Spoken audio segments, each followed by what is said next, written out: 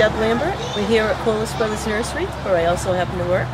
And we're going to be working with the Coast of Maine products this morning. We're going to be showing you how we're going to pot properly in ceramic.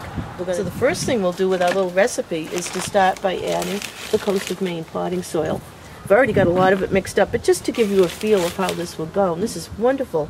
As I said, crumbly soil and the good soil test, the old farmer's soil test of the soil being friable. You squeeze it together, you run your thumb over the top. It's kind of crumbly, it's perfect. It's just what we're looking for. But because we're going to add some lobster compost in there as well, for the extra calcium and all the goodness and richness that brings in from the sea, we're also going to add some extra sand and perlite to increase the drainage a little bit, because the compost is a little bit heavy for containers. But I always go about 2 parts of, in fact, the mix that we made up was a 2 cubic foot of the Coast of Maine potting soil, a 1 cubic foot lobster compost, and then we added in the appropriate amounts of sand and perlite. So we go about 2 parts of the potting soil to 1 part of the lobster compost. And it's kind of like cooking. It's not an exact science, but you can get a pretty good ratio going with this. And that's going to be just about there. And then we're going to add some sand. Vegetables, but herbs in particular, love well-drained soil, and they like the soil to be a little on the sandy side. So we'll add a generous amount of sand in with this mixture. A couple scoopfuls in this particular case. When I was referring to the bigger recipe that we made up, we used the rest of this bag of sand, so we probably used about 2/3, 3/4 of a bag of sand in with that mixture. And that looks about, after a while doing this, you get pretty used to the feel of it and how it ought to look. Then the other component is going to be perlite, and I will tell you that if you're mixing perlite in, be very careful because it's very dusty. It does a great job. All perlite is expanded volcanic ash. It happens to be very dusty. So one good tip is to take your little sprayer of water out with you, spray down the surface of it before you start handling it, and that'll kind of settle the dust down. Because some people, me included, sometimes get a little bit of a reaction to the dust. So just be a little careful working it in. So we'll use a generous amount of perlite in there. A couple scoops. That looks about right. I am really adamant about having very well-drained soil. I love the richness, but it's got to drain out well. And especially if you're in something like a ceramic pot where your only drainage is going to be that center hole. So you've got to have very well-drained soil.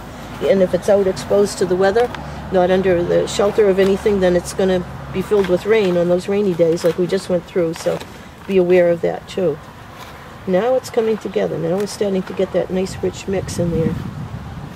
Now the other component, of course, with this, to give it the richness and the nutrients it needs to start with, is going to be the lobster and kelp plant food. And we're going to be adding that in, and the rate of that is 3 cups or 1 pound per cubic foot of material. So we've already calculated that out in our mix that we've made. But for this purpose, we'll just add probably somewhere around 1/2 cup or so. That should be fine for that, because it's a lot smaller volume, and we'll mix this in well. And at the end, it's also suggested that we take a little of that lobster compost and we'll mix it in with a little bit of that fertilizer as a nice little top dressing. And that's how we'll top off all of the containers that we do today. Oh, this is great. Look at that. Nice and crumbly. You can feel a little bit of grit there, so it's going to keep on draining well. That's a great mix. So that's how we would do it, and that's what it ought to look like when it's all done. And that, sure enough, is what Jill, who is my able assistant today, has done off camera. My co-worker Jill has been nice enough to volunteer her services, so you may be seeing hands coming on the set at some point, and those will be Jill's. And maybe even a face at some point. So what we're going to do is start off with the ceramic bowl. And with the ceramic bowl, we want to start off with a piece of, if you have clay pots, never throw them out if they break. If they crack, hang on to them, they're gold. So just arch that little piece of clay pot right over that hole. That's going to stop the soil from flushing right out the bottom. Then we're going to actually slow down the drainage a little bit and aid in the drainage in around here by putting stone. Hold that in place, fill the stone around. Put a good layer of stone. I'm going to go with 1 inch or so, that's perfect. And that'll give you the drainage you need to keep things flowing right along. Again, especially if you run into a rainy spell, the worst thing you can have is a waterlogged soil in the bottom. The roots will start to rot. You'll run into all sorts of problems. So that's our first step. The second step is going to be making the decisions of what we want in this particular bowl. You can be as creative as you want. You're limited only by the size of the bowl and your imagination when it comes to potting things in containers. So going with something for a little height, generally kind of it's like miniature landscaping. So we're going to start with something a little bit taller, maybe a little bit of height in the center. And I think maybe something a little, a little more interesting. I think I'll go with this one. Nice silvery cast to it. Plays well off the blue in the container. I think that would be a nice way to start. And so we, and this happens to be a white salvia, which is kind of unique. It's a pretty plant. Lots of roots. A word of caution is whenever you start working with a plant that's fairly pot bound, you want to break up those roots. Anytime you're taking container grown material, whether it's a shrub or tree, you're going to kind of rough up those roots along the bottom. If it was a tree or a shrub with really tough roots, simply take a knife and make 4 vertical slices through the root mass and a couple slices across the bottom. That initiates new growth immediately. Those roots expand into the new soil, no problem at all. So we want a little buffer. I'm suspecting that these pots are going to be about just the right size, and they are. So we want just a little buffer in the bottom. Put a light layer of soil across the bottom. Like that. And start out with our height in the center. Give us a little focal point there. And work in. Now, it depends what you like to have in your cooking. I think the thyme would be a nice one in here. It's delicate. It's a nice trailer. We want some lower things around. We want it to be aesthetic. It's not just practical. It's not just, we're just growing herbs. Now see, I can see already that's a little bit low. So you just judge. So you're going to leave yourself room to water. And that looks just about right. Let's carry that line right across. That's about right. So then we're going to come in with something lower. This is lavender thyme, which is a really delicate, pretty little plant. Can be used in cooking. It's nice in stews and things. Nice with meats and chickens. And just again, roughing up those roots. That's what it's so important to do. Let those roots go right out into that new soil. And if you tear away a couple, it doesn't hurt them at all. Every time you cut a root, it immediately branches out with many new roots into that new soil. So you do want to, you know what, this one is really tough on the sides, and I don't have a knife, so I'm just going to do that. The point is just to cut a little ways into that root mass in several places. And that'll be fine. That'll work its way out now. So it branches in. Now see, you have different textures, different leaf shapes already playing off each other, which is nice. I don't know, I think a little bit of basil might be nice in there too. This is a nice little variegated one. Maybe we'll tuck that over into the side over here. Now this is a fiber pot, but it's pretty darn sturdy, so I would tend to knock these out. It's a coif pot. It's made out of cocoa fiber. They're nice, but they don't break down soon enough, usually, unless you slice them in a couple places.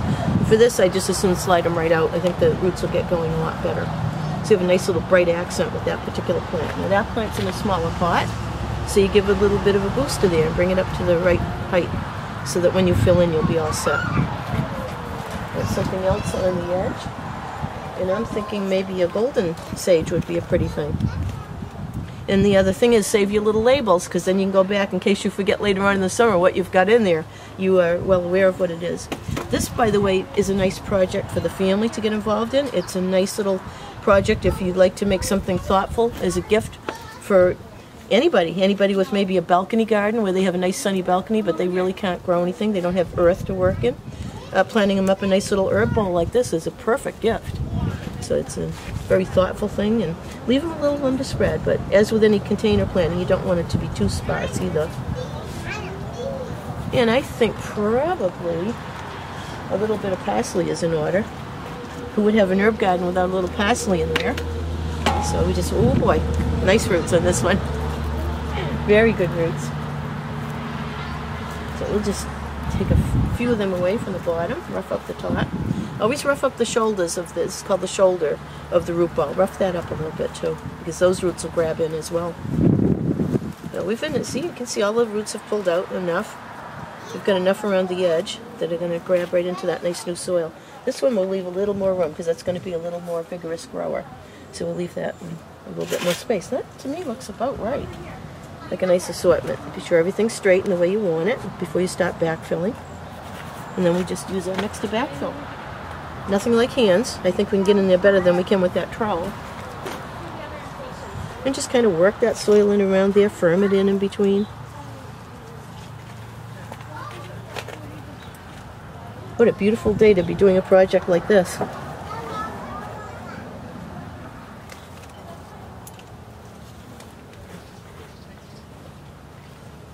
And it's just from here on, it's just filling in thoroughly and really tamping it down so that you got that really good soil contact between the two.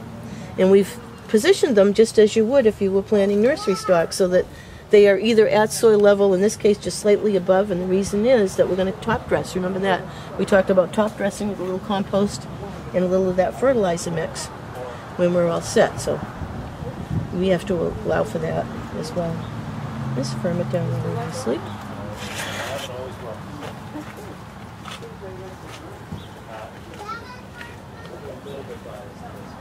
I think before long you'll be having a really nice meal as you go out at night and harvest. And this, to me, this is a way to have a kitchen garden. The old school way of gardening was to always have a kitchen garden. Our grandmothers, our great-grandmothers used to have them right positioned by the garden door. They'd have a few extra tomato plants in there. They'd have lots and lots of herbs, chives, things like that all together so that they could just run out and snip the fresh herbs to go into the cooking as they prepared their evening meal.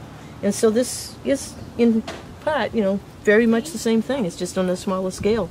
But growing it on a patio, you know, raising it up on a couple of bricks, positioning it on a stone wall near the back door, something like that, will work out just fine and give you the same effect. And again, if you are limited, if you're in a townhouse or an apartment or somewhere where you don't have a whole lot of space that you can work with, if you got a sunny spot, this will perform all season for you, and you can probably bring it into a nice sunny window for the winter and keep it on. So it will live on after the season goes, which is a nice thing with these.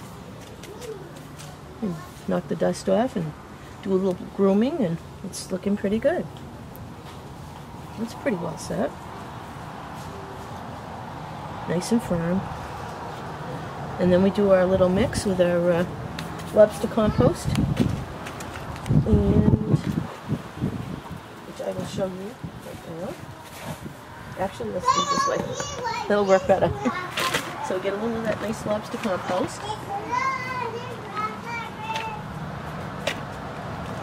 Because we have a couple that we're going to do. Just kind of break up the chunks a little bit there, so it's a little bit finer, because we're going to top dress with it, like that. And take a little bit of that fertilizer and sprinkle just a little of that in there. And this way, all of the roots are going to access this nutrient all at once. You've already worked it into the soil mass, and we're working just a little bit in with the top dressing. So the top roots will access it as well as they're rooting in. And remember, I told you about the importance of the shoulders of that soil ball being broken up. Those roots at the very top will access this.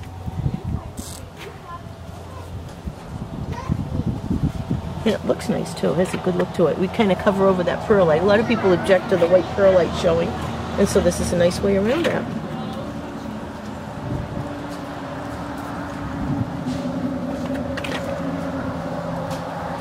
Just a very light covering because we're just about there on the planting depth.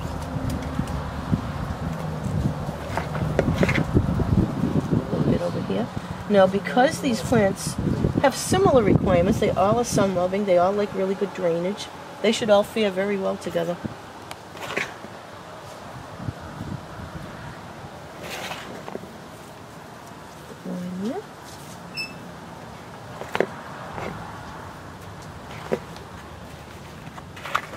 A handful over here, and I think we're just about done. And there we are. All it remains is to clean it up and get it ready for a watering and set it where it's going to go in its final position. Let's see if I can do this. There we go. Give it a nice drink. I won't give it quite as much as I would. I would probably stand here and give it a couple drinks that actually start to run right out the bottom. But that'll get it settled in there. And the plant balls were quite damp anyway, so I'm not really worried about that. But there you go. Looking fresh and ready to go. Ready for supper.